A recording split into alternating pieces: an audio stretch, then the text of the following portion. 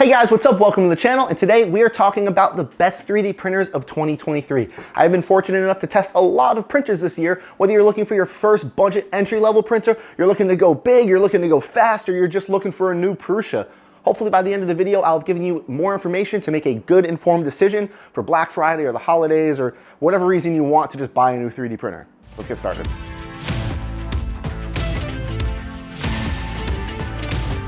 So throughout this video, we're gonna cover a couple different things. We're gonna go over printers based on budget. If this is your first 3D printer, you're looking on a low budget, you're looking on a high budget, we're gonna kind of cover a bunch of different printers that fit the different criteria that you might be looking for. After we cover the entry-level side of things, and this is your first printer, we're then gonna talk about more experienced 3D printers. This isn't your first printer. You've been in the hobby for a little bit, and you're just looking to upgrade. Which ones should you be looking at? And then at the very end, we're gonna talk about honorable mentions. These are printers that, while good and some bad, didn't quite fit into the criteria of what I was trying to lay out. And we're gonna talk about why. There were some duds this year, and I wanna help you guys hopefully avoid them. So first things first, let's talk about getting your first 3D printer. So jumping right into it, first up is the low budget 3D printer. You're new to the hobby, you're looking to get your feet wet, but you have about $200-ish to start spending. Which ones would I recommend? Well, on the low end of the spectrum, we have the Elegoo Neptune 3 and 4 series 3D printers. Right here is the Elegoo Neptune 4 Pro. It is a great little starter 3D printer, but you can even go a little bit cheaper with this with the Neptune 3s, and because the Neptune 4s are out, they're really trying to offload those Neptune 3s right now. So you can get those anywhere from $180 to $200, which is really awesome for a nearly fully built 3D printer. You get this thing out of the box, stand it up, throw some screws in, calibrate it, and actually kind of calibrates itself, you're off to printing. If you want to go a little fancier than that though, I would actually look into the Bambu Lab A1 Mini. Now I don't have one here, but I can definitely link some reviews from some other trusted YouTubers that I'm friends with who have had good success with the A1. Now the benefit of the A1 is you get the Bambu name on it, which is kind of saying almost like getting the Prusa name on it at this point, and it prints in multicolor if you pay for it. You can do multicolor material prints, which is really great if you only have a limited space on your desktop and you just want to print fun little things. I don't have any multicolor prints here because I don't have any multicolor printers, but the A1 Mini is a really cool, awesome new printer, and it doesn't take up a lot of space, which is also really cool. Now the A1 is $300 by itself, and it's about the size of this Neptune 3/4, but if you want to get it with the AMS Lite for multicolor printing, it's $460, which is still really cheap for a out-of-box, beautiful quality 3D printer that prints multicolor material, so it's definitely a good deal. And then the high end on the entry-level, low-budget spectrum, I would actually recommend the Creality K1 if you can find it on sale. I don't think I would recommend this at its normal price. Back when I did my review video, I think it was about $400 or $500 at that point. Now you can get them from $400 or less because it is a fully enclosed high-speed 3D printer for $400. Once I fixed my little bit of bed adhesion problems, this printer has been amazing. Just like its big brother, the K1 Max, which we will talk about later, this is just an awesome all-in-one enclosed printer. It does have a door on the front. I've just taken it off because when I have it on my shelf, it's just easier to get access to. But this is a fully assembled, you don't have to build anything here. You take it out of the box, put it on your desk, plug a few things in, that's pretty much it. This thing's good to go. So the Neptune 3/4 for absolute beginners, first-time 3D printers on a low budget. If you want to do multicolor printing, look into the Bambu A1. And if you want something that just works out of the box, you don't need to build it at all, the Creality K1. Now, let's move into the medium range. So now this is where things are gonna start splitting off. When you're stuck to a lower budget, you're really only gonna see cheaper, smaller 3D printers, obviously. But as you start to increase your budget for your first printer, now you have to start to ask yourself, do you wanna just go for a bigger printer to print bigger stuff? And if you're on my channel, probably. Or do you wanna start going for printers that are more reliable and faster, but might be a little bit tinier?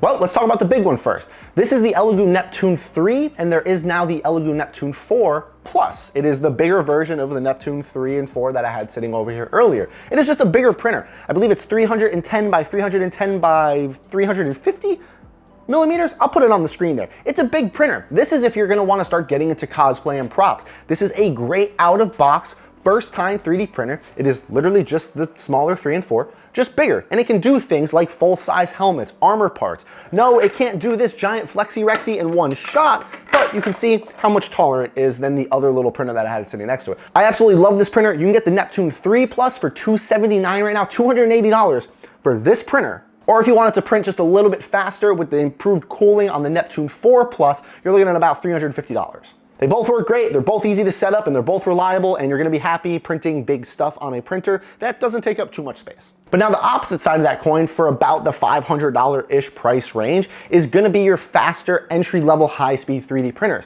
We're gonna start talking about the Bamboo P1P or the Bamboo P1S, which is a fully enclosed version. Now this is my Bamboo P1P. I 3D printed this enclosure for it. Typically it is bare bones like this photo. It doesn't have sides to it, but what's cool about it is you can print the sides for it.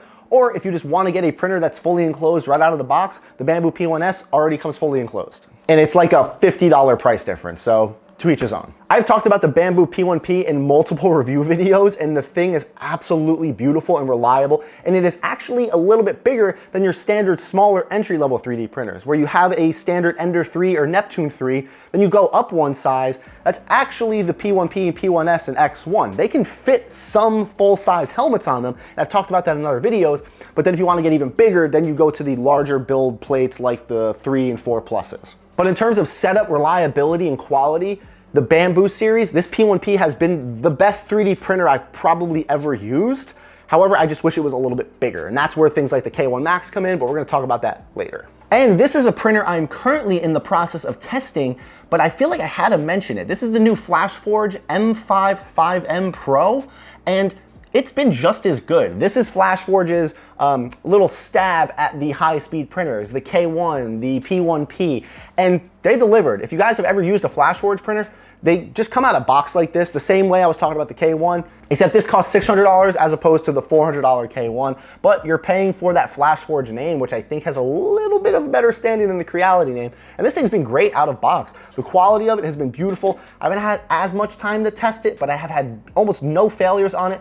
I haven't had any failures that weren't my fault. It's just a support placement thing, but the quality's been great. I've been printing faceplates for this Captain Enoch helmet, and it's really just easy to use. So while it's a little more expensive and smaller than these other two printers, I just felt like I had to mention it in this mid-range because FlashForge is FlashForge. It's just easy to use. So to recap this category, if you're just looking to go bigger and get into cosplay and props, the Neptune 3/4 Plus, beautiful printer, easy to set up. Or if you want to go for high-speed reliability, you have the P1P/P1S, to each his own. And if you just want to go with a name you know, FlashForge 5M Pro, it's really good. Next up, the high-budget 3D printers. This is your first 3D printer, but you're not too concerned about spending some money on it, so you're trying to get your hands on the best of the best hobby level-wise. But again, as the price of the printers increase, different companies focus on different things. You have something like the Prusa Mark IV, which is still a relatively small 3D printer for being nearly $1,000, but the quality speaks for itself. Or if you're looking to get into even larger high-speed 3D printing, you have something like the Creality K1 Max, which is clearly bigger than it, but maybe not the best quality compared to the Mark IV. So let's do the same thing as the last category. If you're looking to just start printing bigger, and this is your first 3D printer, and you want to jump right into cosplay or props or just big stuff, the Creality K1 Max. It is sitting at about $720 right now on various websites, sales, deals, or whatever, and I'm hoping it continues to come down in price. This again is one of the best printers I have used out of box. Compared to the Bamboo P1P, it is almost as good. I love this thing. It is giving me nothing but beautiful prints. You saw in the Spider-Man helmet video, I think I have one sitting in there, this thing was just pumping them out just as reliably as the P1P, and it's bigger. This is actually almost the same build volume as the Neptune 3 and 4 Pluses. They're huge. And again, it does have a door. I just took it off. I didn't want an Uncle Jesse situation, and if you know, you know. The same side of that coin, but just shaped differently, is actually the FLsun V400. Now, originally, I wasn't going to include this here. I was going to put this in the honorable mentions, but this printer is amazing. I just don't talk about it enough because it's $750, pretty much the same price as the K1 Max, but it has a much smaller footprint. You can see how chunky the K1 Max is, a larger printer like this, but these Delta-style triangular printers don't really take up that much room. And this screen can be mounted to the bar itself. I'm just lazy and haven't done it. And you can see it has a very tall build volume. This Gengar was not printed on it. It's too wide, but you can see how high it can come up. Like, this is a tall print. A printer like this does require assembly out of box. It's not hard. I mean, you just build it up and put some stuff on. It's not difficult, where the K1 literally comes like this right out of box and it's ready to go. So it's hard to recommend one over the other. The K1 Max does have a bigger build volume, and I have had better luck with it. I have had some leveling issues with the V400, but it's almost just as fast, and it's a very good printer. So I just had to mention this too. But say you're just worried about quality. You want to get your hands on one of the best printers on the market, period. and you're not too worried about printing bigger, you just want consistency and reliability, that's Prusa. This is the Prusa Mark IV, and the quality out of box on this thing has just been disgustingly amazing. You can get it for $800 as a kit you have to build, and Prusa's instructions are absolutely incredible, so it's not hard to build at all. Or you can get it for $1,100 completely like this, completely assembled. You literally pick it up out of the box, put it down, turn it on, and it takes you through all the calibration steps. This has been just the most consistent 3D printer I've used from the second I opened it up. I understand the Prusa quality thing, and you also get their customer service, which is like second to none. So this is for a different type of hobbyist who just wants their printer to work all of the time, pretty much forever. I've actually been printing this sick Chainsaw Man helmet using mostly the Mark IV and some resin printing, but the quality, I mean, it's amazing. Now there's a fourth printer I'm gonna recommend for this just getting your first printer and you don't have to care about the money or price point, and that's the Bamboo X1 Carbon. It is literally the same printer as the Bamboo P1P and P1S, but it has a stronger, better nozzle and hot end. It has a LiDAR system. It has a touchscreen. It's a better printer. But if you're only looking for high-speed printing, you don't need the X1 Carbon. You can get the P1P and P1S and just print normal stuff like PLAs and PETGs. But if you're looking to print exotic materials, if you're looking to print nylons and carbon fibers, then you're gonna wanna start looking into something like the X1 Carbon. And if you're just, you know what, I wanna get it right out of the box, I never wanna have to worry about upgrading, I want it to have all the features and capabilities I could ever want, that's where you go and you get something like the X1 Carbon. You can also get the X1 Carbon with an AMS combo, so that's the multi-material color printing, all in a combo box. So you get one of the best printers on the market that can do high, exotic, high-speed printing materials, and it can do multicolor, and it's like 1,100 bucks. I misspoke with the AMS, it is 1,300, but that is still a deal. But if you don't want the AMS system, you just want the better nozzle and systems and touchscreen and LiDAR, it's 1,050. And I probably should have said this at the beginning of the video, guys. Literally every single printer I'm talking about will be linked down below to their parent website, their actual FLsun's website and Prusa's website and Creality's website. And I'll also link some Black Friday deals because there's third-party companies that will also be selling printers like Amazon and MatterHacker. So I'll make sure to link some of the better deals I find too. So check back there throughout the week to see if I updated it, or just follow my Instagram and you'll know when I'm posting all these big crazy Black Friday sales. So to recap, large high-speed printing, the Creality K1 Max, beautiful. The FLsun V400, just as beautiful, but shaped differently and kind of weird. If you just want quality out of the box, you have your Prusa Mark IV. And if you're looking to get into like exotic material printing and you just want all the bells and whistles right away, the Bamboo Lab X1 Carbon, potentially with the AMS system. Okay, so now we're gonna move into the category of you've been doing this a little while. You have a 3D printer, or you have 10, and you're just looking for a new printer. Which ones would I recommend? On this side, you're gonna have your quality, and there is one other printer missing here. I bet you guessed it, it was the Bamboo X1 Carbon, because it just is. It's a great printer, but if you don't want the Carbon again for the advanced exotic nozzle or whatever, and you're just looking for a great high-speed printer, the Bamboo P1P/P1S is great. But if you want a larger build volume, the Creality K1 Max, I love this printer. Creality just needs to keep going in this direction and everybody's gonna win. I will be more than happy with it. Keep this up. In the same ways, I would say that this thing works just fine out of box. I can't not recommend the Prusa Mark IV sitting here. It's a great printer. It works, you take it out of the box and it just is beautiful quality. So if you're just looking for a new printer and you want one that works, you have your Prusa Mark IV or you have your Creality K1 Max for larger prints. They're great. I'm gonna move you since we're done talking about you. But now we have the opposite side of that coin, where you're not too concerned about utter quality and speed, you're just looking for a larger 3D printer. And that's why I never tell anybody to get these giant 3D printers as their first printer. Do people do it? Absolutely. Do people have some issues with it because they've never leveled a bed, so now leveling a bed this big is just tricky and confusing, and it has a big footprint, and it's really slow, and people aren't used to that? These are your second printer. Now, sitting next to me is the Elegoo Neptune 3 and the Elegoo Neptune 4 Max. And some of you eagle-eyed might have already noticed that the Neptune 4 Max is slightly disassembled because literally yesterday, it broke.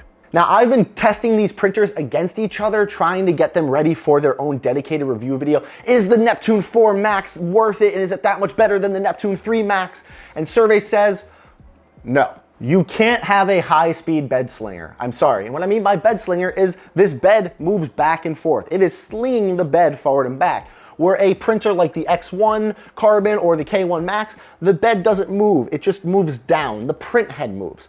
The Prusa Mark IV, it's a bed slinger, but it's not a high-speed printer. And the Neptune 3 Max wasn't a high-speed printer either. However, the Neptune 4 Max is marketed as a high-speed printer, 200 millimeters a second on this nozzle because they have an improved cooling system. Now this same cooling system is on the Neptune 4 Pro, which is fine because it's a smaller printer. It can handle some of those quicker speeds. But if I have Pikachu over here just losing his mind, moving forward and back, you're gonna start to get wobble. And that's actually what I was testing with all of these katana blades. Both of these blades were printed standing straight up on the Neptune 3 and Neptune 4 Max at 50 millimeters a second. Now, the Neptune 4 did do a little bit better. It was able to cool quicker, so the filament wasn't having as much time to move around as I was printing. But as you can see, as you get higher in build volume and print volume, you're gonna start to wobble depending on the shape and size of your print. Obviously, Pikachu over here is a lot more stable than this katana blade wobbling back and forth, and it really doesn't matter which way you put it, it's still gonna wobble when it gets near the top.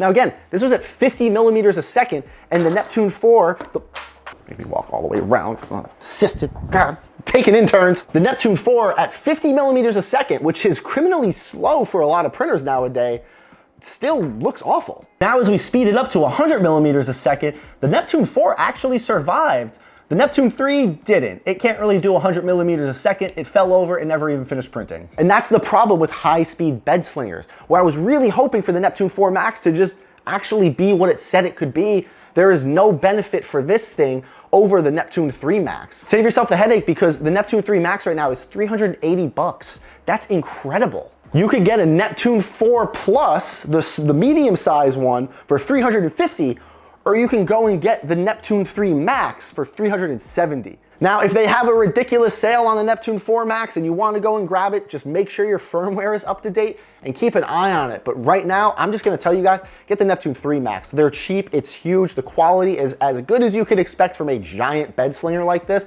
and you can calibrate it and tune it and do all that fun stuff too. But I don't want to talk too much about these because there is going to be a dedicated review video coming out about these in competition. But right now, as it stands, if you're looking for just a giant 3D printer, the Neptune 3 Max is more than enough. You're not going to get much more of a benefit out of the 4 Max, so I wouldn't recommend it. And if you absolutely do not care about budget and you want a high-speed, amazing quality, larger 3D printer, the Prusa XL is still out for pre-order. I actually did end up canceling mine just because I don't see the reason of having one. I have all these big printers already, but again, it's a Prusa name, it's a large printer, it has multi-heads, and the things this thing can print and the reliability and quality are beautiful. I will link some review videos for that. Either Uncle Jesse or Joel, 3D Printing Nerd, have actually tested it or have theirs. I can't remember right now off the top of my head. One of them was raving about it, and I'll make sure to link that video so you guys can see what I'm talking about. But that printer starts at $2,000, so, you know, be warned. All right, guys, now it's time for the honorable mentions. Some printers that you might have seen me using or been researching or looking into, but I didn't put in any of the other categories for one reason or another. Well, I have a list here, so let's just start at the top. First up is the AnkerMake M5. In the nicest way possible, this printer feels like it was built by someone who Googled, what is a 3D printer, got all the parts, put it together, and yeah, it 3D prints, but it's just weird. It is easily the best build quality I have ever gotten out of a 3D printer. Even nicer than my Snapmaker, which is saying something. It is solid, rigid, easy to use, and I could see this thing sitting on the shelf at like Best Buy. It's a box, AnkerMake, oh, printer, grab it, bring it home, you fixed your kid's life, it's amazing. But I've already had both nozzles clog, and it hates printing anything that isn't from the app. The best prints I can get out of it are the stuff that's preloaded on the amazing app. It's AnkerMake. They're in the tech industry, and their user interface in their app is beautiful. And the prints come out, but that's about it. And then it clogs, and then it has weird AI spaghetti detection that doesn't really work, and it was so close. That's why I haven't made a specific video about this one. I can't recommend it. Not when it's $500 to $600 and there's things like the P1Ps and the K1 Maxes out there. It's just so close, but not quite there. Brilliant first try, and I'm currently in the process of testing the new kit on the block, the AnkerMake M5C, which is a stripped down version of this. It doesn't even have a screen, But there is a dedicated video coming out specifically about that printer, so stay tuned for that. But in this video right here that is not sponsored by anybody, I can't recommend this. I can't recommend the AnkerMake. It needs work. It's so close though. Next up is the Chitty-Tech X Max 3, and this is Chitty-Tech's direct competition to the Creality K1 Max. It is a little bit bigger, build volume wise, and it is a lot bit bigger, just actual volume, and it was close. It is more expensive than the K1 Max, sitting at $1,000, $999, and it has a substantially bigger footprint. It was a near miss, again, on just some of the features of this printer. It's reliable. I've been getting some beautiful prints off of this thing lately, but there's just a big plastic shroud around it, and watching the first layer is very difficult because just how much plastic's in the way, and there's not a good line of sight, and just, it could have had more for this price point, and I'm not sure some of the decisions they made on it. It's a good printer, but again, this is would I do this or the K1 Max, and around the same price point and size, I have to recommend the K1 Max. Doesn't necessarily mean this thing is bad, and there is a video coming out about this printer specifically, and I am excited to really put this thing through its paces, but as it stands in this video, I can't say get the Chitty-Tech X Max 3 when something like the K1 Max exists. And again, it comes with covers and enclosures. I just took them off because it's hard to just watch that first layer. And finally, the Creality CR-M4. I made a specific video comparing this to the Creality CR-10 Max. This is an $1,100 printer. It is bigger than the Elegoo Neptune 3 and 4 Max,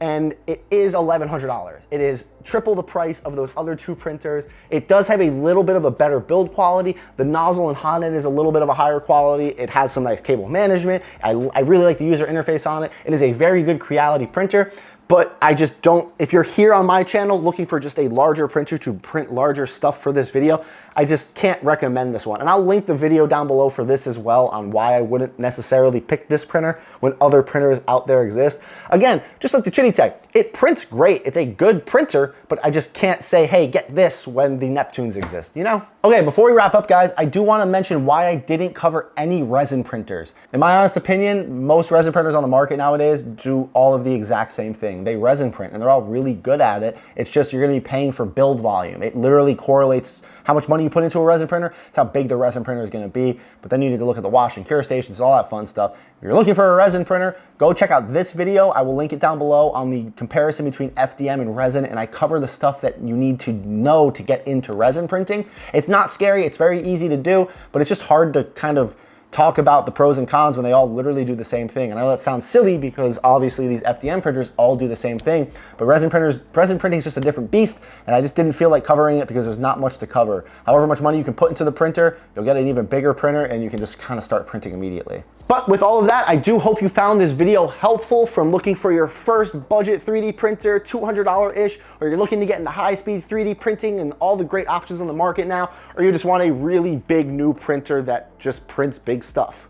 But if you guys have any comments, questions, or concerns about anything I talked about in this video, please leave them down below. I can make some follow-up videos, and remember that some of these printers will be getting their own dedicated review videos. Just please be patient. I wanted to get this video out before Black Friday for obvious reasons. I don't want to wait till after Christmas when you guys are done shopping and I recommended the wrong printer. You get it. I think you understand. So again, any questions, leave them down below. I read all of them. I will do my best to respond to as many as possible. And if you found this video helpful, please consider subscribing to the channel. Every subscription helps, but don't forget to ring that notification bell. This way you can stay up to date on all the videos I have coming out, like the dedicated review videos. But that's gonna be a wrap for this video, guys. As always, thank you so much for watching, and you have a good day.